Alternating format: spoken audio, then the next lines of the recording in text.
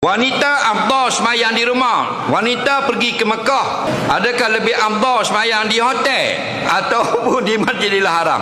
Bagus soalan ni. Bagus. Dia kata orang puan kan afdal semayang di rumah. Dah kalau Masjidil Haram?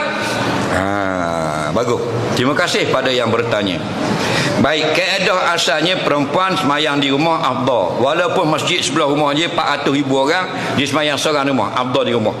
Salatul mar'ati fi buyutiha khairun min salatiha fil masajid. Solat seorang wanita di dalam rumahnya lebih afdal dari solatnya di masjid. Bila tu? Kalau sekadar solat saja. Kalau ada majlis ilmu, afdal datang ke masjid. Okey? Kalau sekadar solat. Tetapi tidak termasuk Masjidil Haram. Dan bahkan kata ulama fiqh 3 masjid tidak termasuk: Masjidil Haram, Masjid Nabawi, Masjid Al-Aqsa. Kerana Masjidil Haram kelebihannya 100,000 kali.